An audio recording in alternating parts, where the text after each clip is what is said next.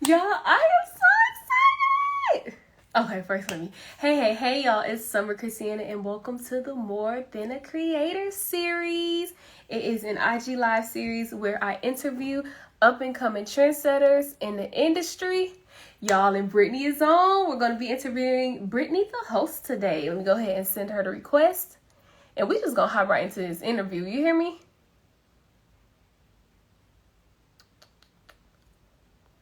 All right.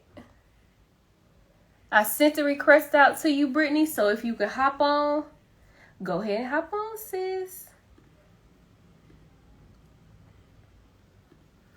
And y'all, the first interview will be posted on the YouTube page on the 4th. So you'll also be able to watch it on IG as well as the other platform on our YouTube channel. Joining.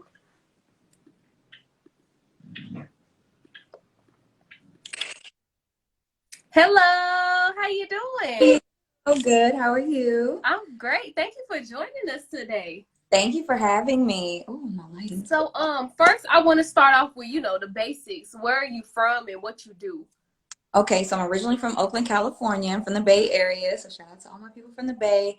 And what I do, I would consider myself an entertainer all around. I started off as a YouTube content creator, and now I'm dabbling into acting and stand-up comedy. So I'm trying to hone my skills as being an all-around entertainer and not just a YouTuber or a digital content creator. Right. I didn't want to fit you in a box, of course, because you do so much, and being more than a creator, that's really what, my brand stands for. So I figured you fit like all of that and embodied that perfectly. So I Thank you. wanted to know what you called yourself, because I'm like, okay, she's a social influencer. She does podcasts. She does this. She does that. So where do you want to start off first? Like, it's so much I want to hop into. I don't want to overwhelm you. No, look, whatever you want to do, whatever you want to dive into, girl, you can ask me anything. Oh Okay, my. I was interested in you being active duty military. You said that you were doing that and then you just started becoming a content creator full time. Can you talk to me about that experience?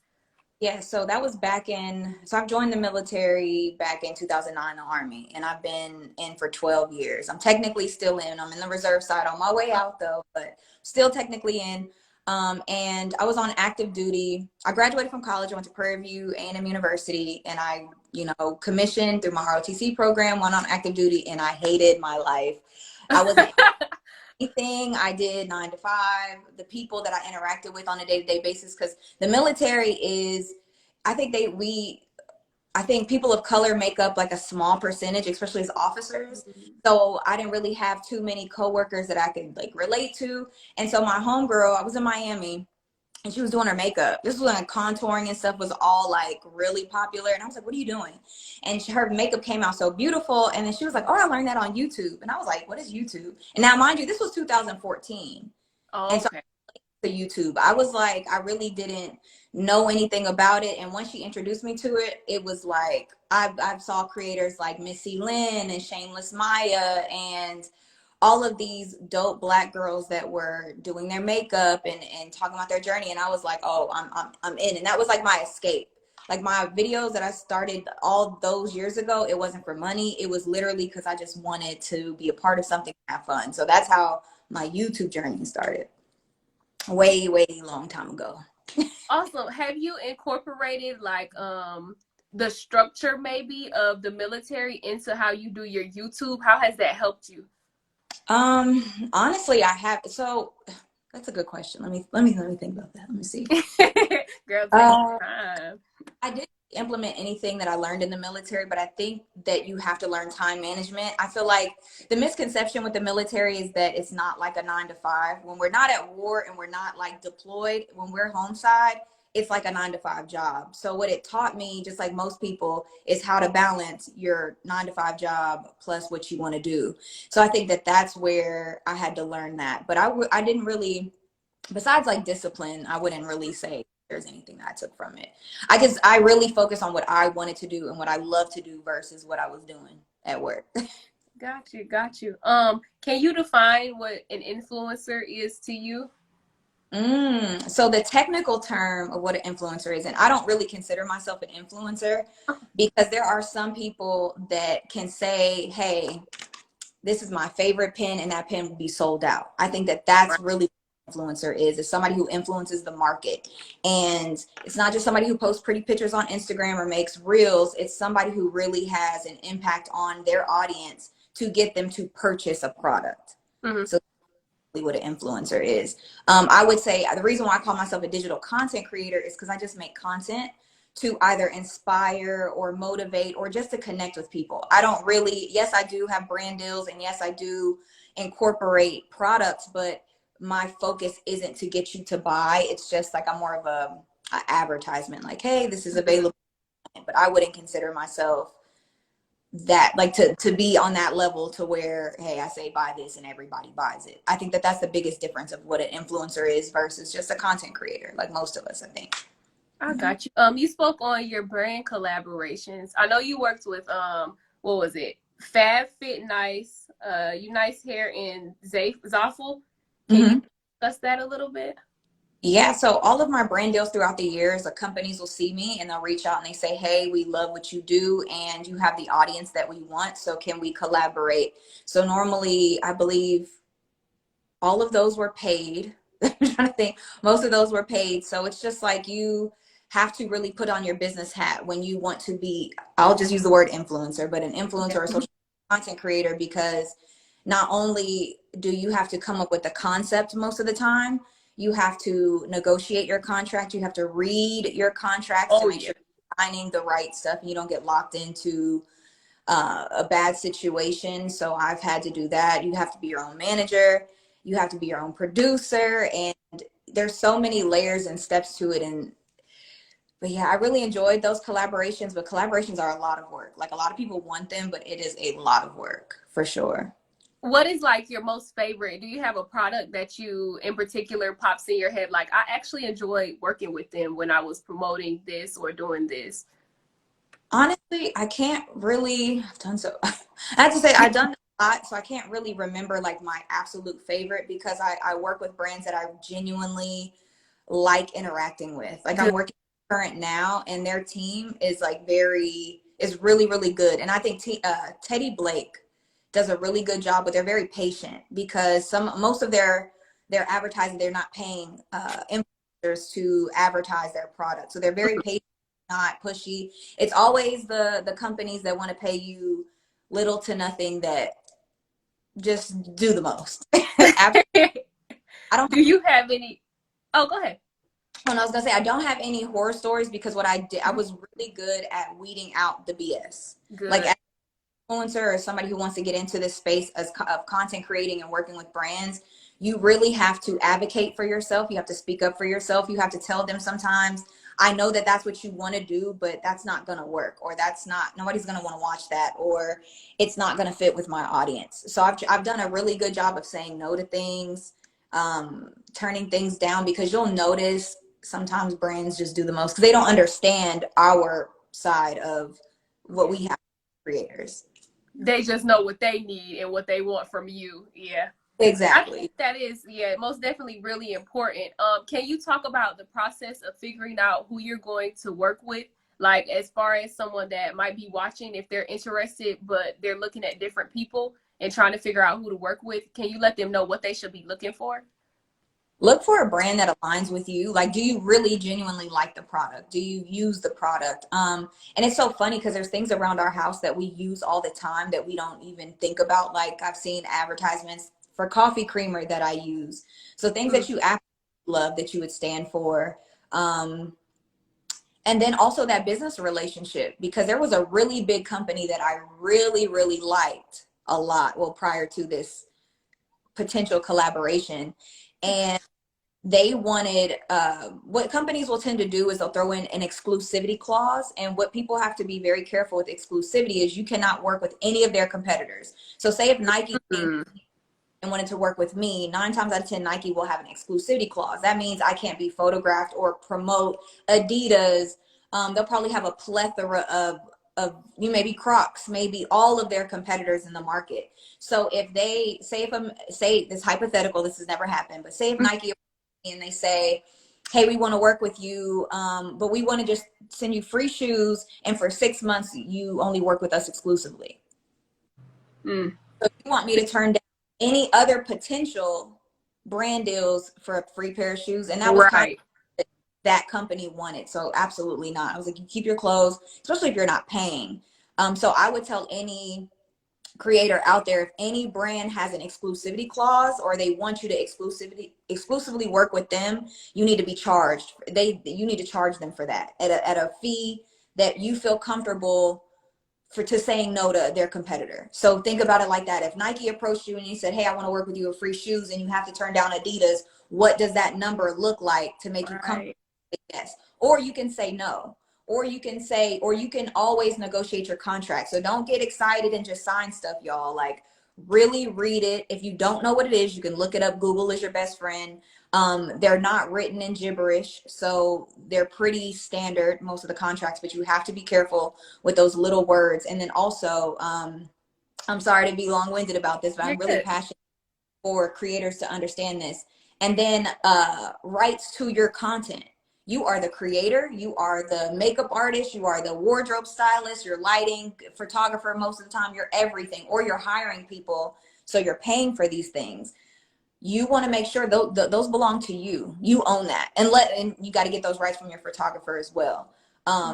You own that material. So if a brand says, hey, we want to work with you, and they say, hey, we're paying you, just say they say $1,000. You get $1,000 for a month, and we want to work with you, but we want YouTube videos, we want pictures, all that stuff, right? You have to come up with a fee that makes sense for all of those things, because each thing is different. Even if it doesn't take you that long, it doesn't matter.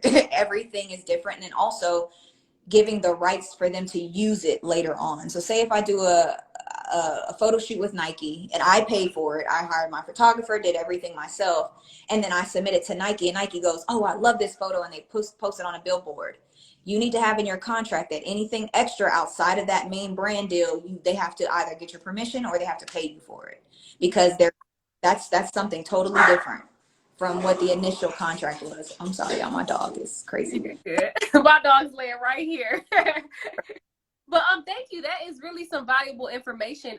We haven't really tapped into that on the platform yet, so I'm glad that you actually went into that. But your podcast, what do you talk about necessarily? What would you define your niche as on your podcast? I think, well, that's a good question. I feel like my niche is for young women, or just women who just want to hear somebody talking about some real stuff. Like, that's my YouTube channel is a little bit more polished. My podcast is I'm an open book. Raw. Yeah. A lot of raw topics.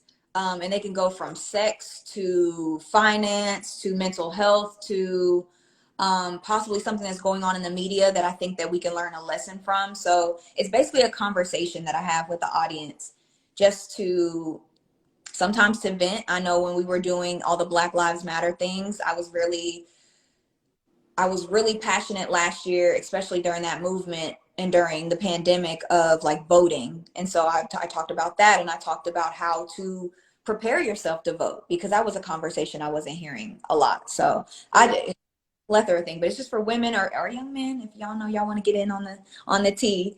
And just from a perspective of somebody, I feel like, who's been there, done that. Like, I'm 33, and I interact with a lot of younger women in their 20s. And so I always look at it like, if I would have known this then, I would have done Y and Z. So it's just a catalyst of thought, just to give you a little nugget to think about. Good. I actually did listen to a few of your podcasts. I watched, listened to some that you did definitely talk about self-care. I did enjoy that. But the one where you talked about sex, let me make sure I quote this right. You said, your orgasm is your responsibility. And you know what? I was listening to it. I was like, you know what? You're right. Because, go ahead. I'll let you talk about that for those that didn't, hear the podcast. Oh, awesome. So it's I forgot what the podcast title's called. If it's like let's talk about sex or something like that. And I'm a big advocate for women, because I hear, like, there's been times I've heard like, oh, I've never had an orgasm, and I'm like, you're how old and you have never had an orgasm? And I feel like sometimes women, or when I hear conversations, they give too much power to their partner or to the man to figure them out. Every single person is different. Everybody's body is different. And the way I know that, and I've talked about this openly, so I'm not ashamed, but I experienced something sexually with a woman before. And it was one time, found out I'm not gay, but you know, and I was doing things that I liked to her and she hated it. And I was like, every woman's body is different. And so men don't always know that. They think that, oh, I made this one woman, you know, do backflips and swing from the chandelier. But when you get with maybe the next woman, she's not going to like the same thing. So what I try to advocate to women do is to teach them about their bodies. Like, you should know what feels good to you. You should know what positions feel good to you. You should know, you know, I always tell women, if you don't like something, speak up, say stop, ouch, that hurts. I always tell the strongest, most aggressive man, if he's a good man, he's not going to want to hurt you. So I guarantee if you say ouch to a good man, he's going to stop, or he's going to adjust, or he's going to want to do whatever makes you feel good. And I know that, like, men want the woman to enjoy themselves. They don't want us to pain. They don't want us to, you know, but if we don't speak up, or we don't say anything, or we just lay there and just like, oh my God, I'm just gonna let this happen, and you're not proactive, you're not going to enjoy the sexual experience. And it's not for them, it's for you. You're an active participant in this as well. So you should be having fun. It should be just as enjoyable. When he's happy, you should be over there like, woo, you know. Orgasm, like, you cannot put it all on the man. You have to know what you like, move his hands, bring some toy, whatever you have to do to be pleased, then I say do it. And I really feel like a lot of women aren't touching on that. Even like the sex shows and stuff, communicating with your partner and all this faking orgasms and stuff. Like, no, you have to, come on now. That's not helping anything at all. Got time for that. And then some men grow up thinking that porn is sex. So I'm in with a group of men, I always advocate for that. Porn is not sex. Good sex looks nothing like porn at all. Like, good sex is connection. Good sex is intimacy for me. Some people, it might be a different, you know, it might be a little freakier. You know, everybody's level is different. So you have to what works for you and what you like and what you don't like. Like, there's certain things that turns other women on that I absolutely just don't get anything out of. And you have to advocate and speak up for yourself for sure, so you can have a good experience. Comedy. So you're a female comic. You do stand-up? I do, yes. Let's go into that.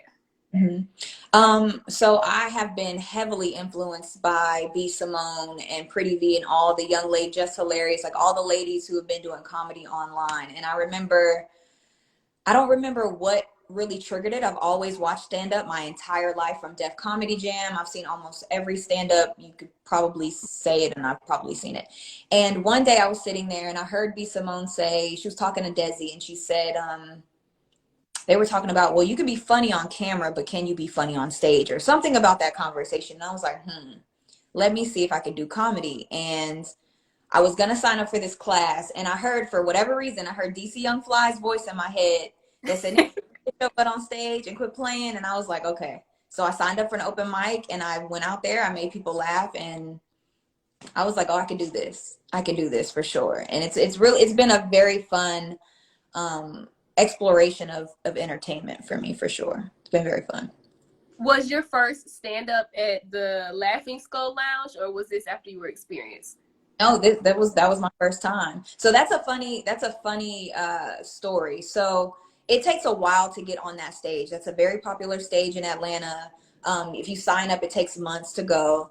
But that's why I tell people, listen to your intuition. Something told me, hey, just get dressed, get ready, go. There have been so many opportunities that I've got by just showing up and being presentable and being ready. And I've always gotten opportunities this way, from being on Good Morning America twice and all these other things.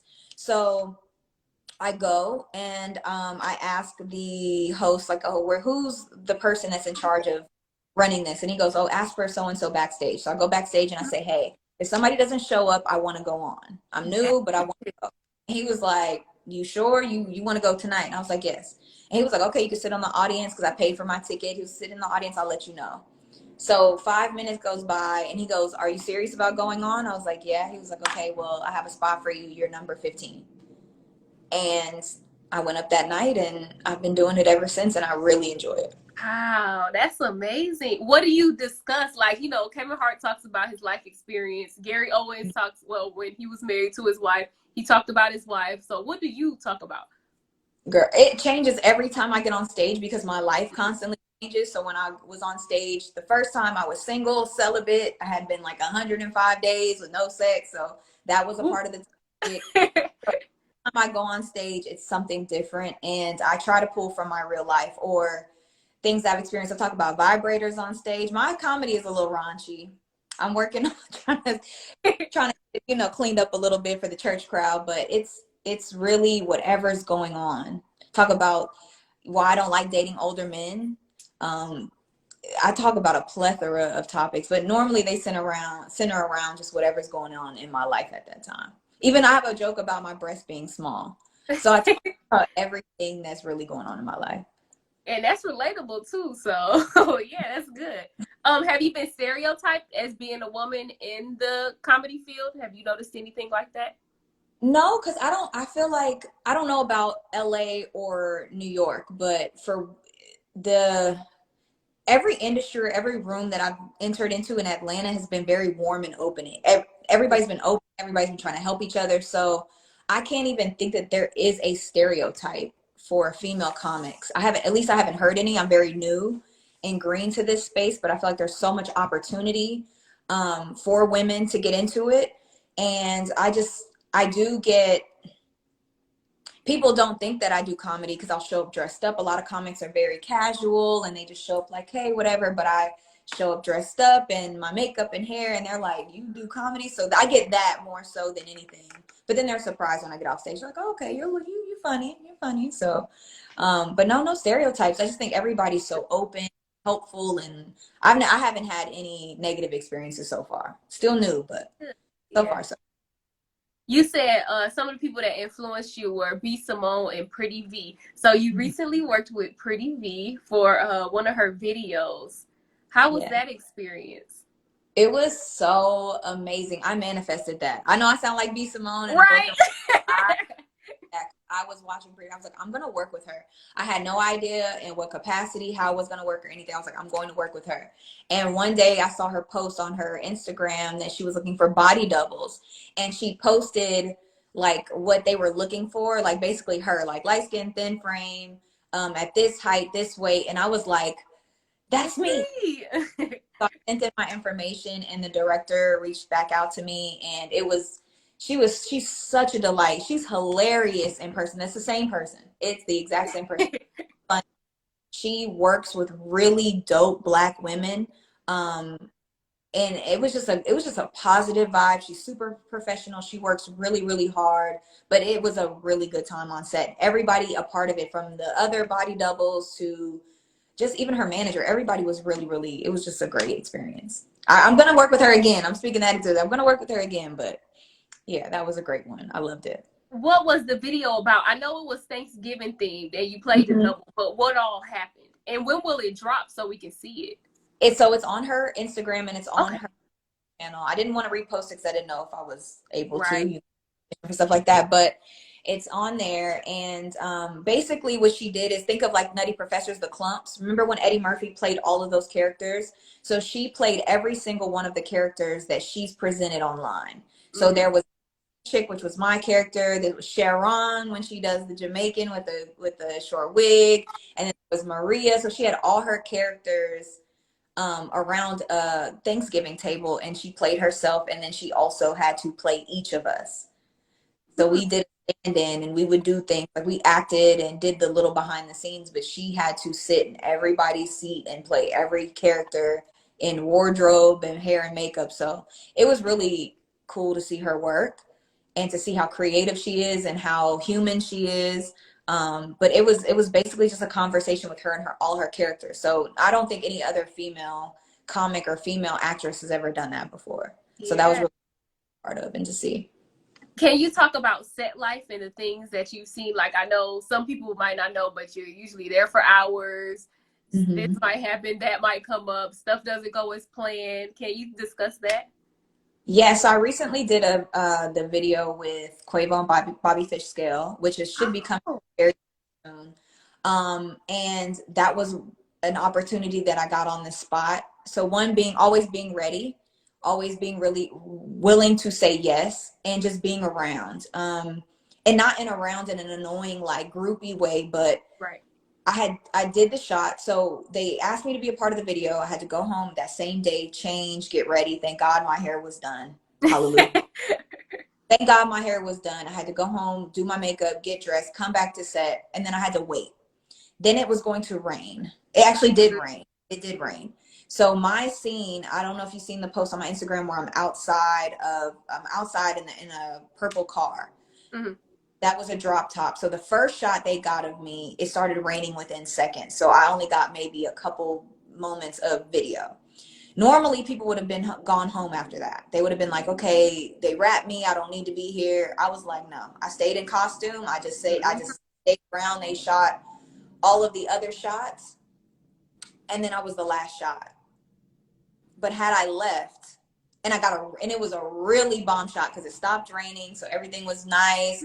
Yeah. I take photos. I can't wait to be able to post and show all this stuff. But that was a great lesson for me to just stay around, because you don't wrap until it's time to go. So if anybody's on set, or if you're waiting on an opportunity, or maybe something got cut out or whatever, just stay. You're already there. Don't be impatient. Don't wait. It's a lot of hurry up and wait for a little bit of action, but it's always stick around. So that's what set life is. It's long and just a lot of waiting, but it's really good. That's awesome. I have to go look at that post because I didn't know that you worked with them. And then to have some background about the pictures and the posts, I always love that. And so I can't So post when that video comes out, which hopefully soon, then I'll be able to post all about that. And I have some behind the scenes footage for YouTube and things like that. okay, cool. So lastly, the last thing that I want to touch on is this virtual confidence conference. I saw it on your website. What is that? That was what I did last year. I didn't think about doing it this year. I may, now that you say it, but it was a conference that I did with a very small group of women, where we went through things like self-esteem and body image issues. And it was a conference I hosted last year at the top of the year, just to give women just a burst for the new year. Just so whatever you're dealing with or whatever you're thinking about, or any obstacles that you have, we talked about it and we went through it, and then they had a great year. So that's what the confidence conference was. Oh, good. I love that. Okay, so is there anything that, like, any advice that you want to give to someone that might be watching or that may pay attention to this video a little bit later on the industry within itself? You have to believe in yourself. I was talking about this to somebody the other day. Confidence, y'all. I've been doing this for a very long time outside of YouTube. I used to work at a record store in high school, and I know people that are famous now that we used to laugh at back then. And all it took was them just to keep believing in themselves. And so if you believe in yourself and you hustle, talent is great if you have it. If you don't, you can make it without it nowadays. Like, you just have to have the Yeah. hustle. You believe in yourself, I promise. It sounds so cliche, but if you believe in yourself, you can make anything happen. Like, damn near anything, for sure. Where can we reach you at all your social media handles? I'm here, Brittany the host, and Brittany's funny on TikTok, but Brittany the host everywhere, from my website to YouTube. Brittany the host. Okay, good. Thank you so much for coming and talking to me. I was surprised when you reached back out. You're so genuine, and the authenticity, I love it. Like, you dropped some gems, and I'll be reposting this on our YouTube channel as well as on the IGTV. So thank you so much. I do want to invite you out to our brunch that we're having January 14th. The flyer is posted on our page, but I would love for you to come out. It's a networking brunch at Escobar Southside in Morrow, Georgia. Okay, I'll be there. Most definitely. Thank you so much. It was so nice meeting you. You are a delight. You're so professional. beautiful. So thank you for having me on your platform. I really appreciate it. Thank you so much, and you have a wonderful day. You too. Bye-bye. All right, y'all, that is the wrap up of the episode. Like I said, it will be reposted on this page, on the More Than a Model Workshop page, as well as on our YouTube channel. The first video drops December 4th, so y'all make sure y'all go subscribe. I'm gonna put the YouTube link in our bio as well, so that way you all can find tickets for the brunch that I just discussed that will be held in Morrow, Georgia, as well as the YouTube page. So thank y'all for watching another episode of the More Than a Creator series. Y'all tune in and stay tuned. Follow me for more information and meeting more great creators like Brittany Daniel. She was amazing, y'all. Everything that she touched on. I'm so glad that she came on a platform. But thank y'all for watching. And summer's only one season, but stick with me where it's summer year round. I'll see y'all for the next episode.